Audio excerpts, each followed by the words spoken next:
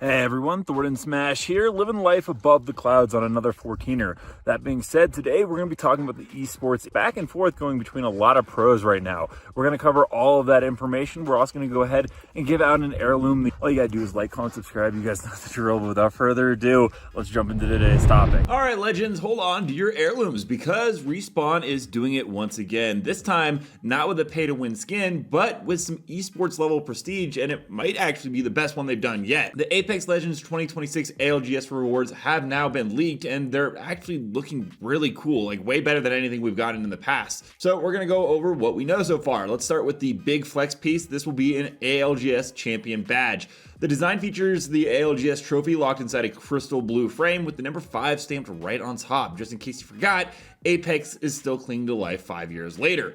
And it's not just any badge, the thing is actually permanent. It stays on the winner's accounts forever. You can uninstall, reinstall, move to another dimension. It'll still be there hunting your enemies like a Mirage decoy with a grudge. Now, there is also going to be an ALGS tracker set, red and black metallic trim with that ALGS logo slapped on the side like a sponsorship deal gone right. It's basically the perfect companion to the champion badge, basically the esports version of matching luggage. It's got that I'm good and I need you to know it kind of energy. And of course, what I think is going to be the biggest aspect of this is, well, the Sparrow skin, Risen Champion. And this is going to be a full skin for Sparrow that everyone will be able to unlock. It's rocking the silver, black, and red color scheme with Champ printed right on the leg. The aesthetic screams, I want ALGS, and all I got was this god tier outfit. It's got this armored futuristic vibe that looks ready to dropkick Fuse into next season. Honestly, it's the perfect balance of competitive cool and Respawn flexing their art department, and I'm glad to see that we're actually getting some decent skins for the ALGS. Along with that, there's going to be some new weapon skins, specifically the Sentinel Redline. Hopefully, they don't have to remove it from the game again,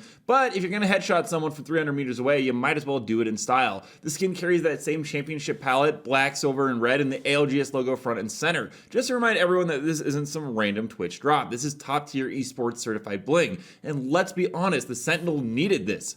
And of course, there will also be a sticker. Yeah, rounding up the lineup is going to be the Sparrow sticker. This one shows the legend holding a gold medal with a confident grin, basically the Apex version of, yeah, I carried my team.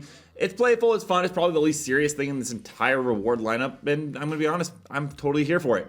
Because after hours of sweaty ranked lobbies, overanalyzing meta changes, and getting fried by an R99 from behind a rock, you deserve a sticker that says, you did great, champ. So what's this all leading up to though? Well, the Year 5 ALGS Championship, which will be on January 15th, 2026. That's when you can expect to get a lot of these cosmetics. It's going to be massive. It's once again going to be in Sapporo, Japan. And Respawn's teasing viewer rewards, Twitch drops, and probably another round of server outages just to keep things exciting. If the leaks are anything to go by, this year's ALGS is going to be one of the most stacked events we've seen for the tournament.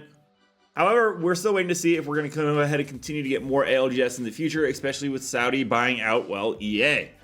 Respawn has been leaning hard into making ALGS feel more like an event, something that rewards not just the players, but the community watching. And if we get Twitch drops again, well, please Respawn, just give us something better than another Apex pack that drops crafted medals. That being said, there has been some drama going on with the ALGS, and we're going to kind of dive into that right now. Apex Legends Esports has entered a brand new meta, not gunplay, not zone rotations, not even seer ult camping. No, the new meta is argue on Twitter. Just kidding, that's actually always been their meta. Anyways, forget Pro League scrims. The real competition is whether EA should finally support orgs, or if pro players just need to stop doom posting and build their own brands. So we're gonna break down, the Twitter beef, because it's 2025, oh jeez. The Reddit threads and the pro player meltdowns that tell us about the state of Apex Esports in the last two lands combined. And trust me, it's weird. Okay, let's just go ahead. It starts with Jixmo. I'll never be able to pronounce that right. The X really throws me off. Anyway, he hopped on Twitter and basically declared, it might become my life mission to convince EA and Respawn to support orgs in Apex Legends. And that's not just the tweet, it's a campaign slogan, basically. And honestly, to a degree, I will say he's not wrong. Every other esport has some kind of in-game support. EAFC, you get team kits and esport features in the right client. Apex, we don't even get old Pro League banners. They used to do that, but we just get recolors of recolors in a store tab that looks like a yard sale. And then you've got a little bit of pushback on that stance though, because you've got Oversight's Minus Tempo who tweeted from the Oversight Twitter blog, swooping in saying, hold up, EA supported orgs in good faith before, players in orgs did nothing. What are the pros doing outside of streaming scrims and whining about ranked? Where's the brand building? Where's the content? And look, he's totally not wrong either. Apex Twitter is basically 60% ranked complaints, 30% screenshots of someone's damage number, and 10% clips of Hal screaming, "What are you doing?" That's not exactly a marketing goldmine for EA, except for Hal, because that man just makes bank over bank. Anyways, here's the kicker. Even if players did build their brand, there's still not a whole lot of org incentive. Onset pointed out something brutal. EAFC literally has FC Pro built into the menu, like front and center, a whole esports system. Meanwhile, Apex is headed into another pro league, headed back to Japan for champs, and teams are being dropped left and right. Imagine telling an org, hey, do you want to pay salaries, cover travel, and build content around a game where the publisher won't even let you sell in-game skins? It's like pitching a restaurant business where customers aren't allowed to pay. And then you have the orgs versus players blame game. Imperial Hal went ahead and gave his pragmatic take. Is it really EA's duty to support orgs? Shouldn't orgs know how to make their own money? Which, yeah, I mean, it's technically true. Orgs are businesses, but if there's no profit model in Apex, no rev share, no in-game skin pipeline, no incentives, why would any org stick around? How do you make money off that? That's why Jixmo clapped back saying there's literally no incentive for them to do what you're suggesting. And the result is orgs pulling out faster than an Octane stim rush. Gone wrong. And then Snipedown entered and asked his own question, what salary are players even asking for? Basically, how expensive is this esport actually? And I'll just say this right now, I know that when I was working in esports as a manager, there were, I think, baseline contracts. I mean, the very, very low pro league contracts were like $3,000.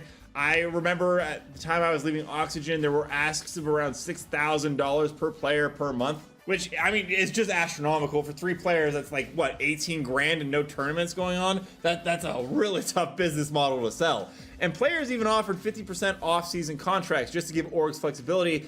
And according to Jixmo, orgs still went, nah, we're good. Imagine offering someone a half-price burger and they still walk away. And that's where Apex Esports is financially. And this just isn't numbers. Coaches aren't being paid. Jixmo said he literally might not be able to attend champs in Japan because coaches aren't covered by EA to go. And think about that for a second. You're going to the world championship of your esport, and the coaching staff is like, sorry guys, I can't afford the plane ticket.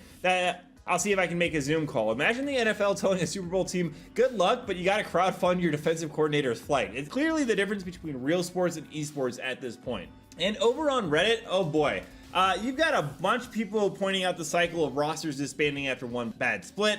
Like, how are fans supposed to attach themselves to teams if half the rosters are LFT within a month? One guy on Reddit even joked, why would I buy a skin for an org that doesn't last longer than a Newcastle wall? And honestly, also again, hard to argue against that point.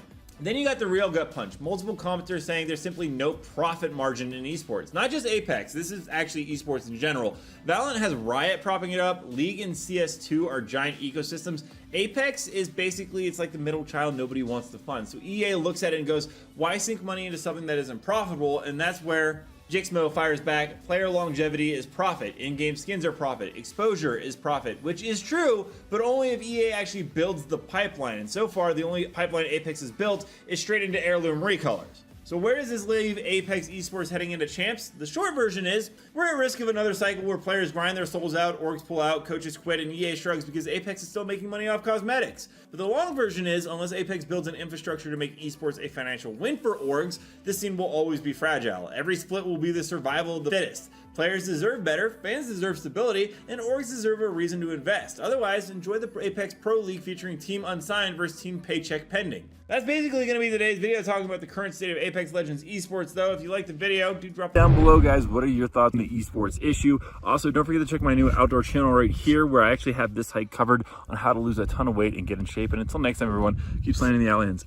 I'll see you out there.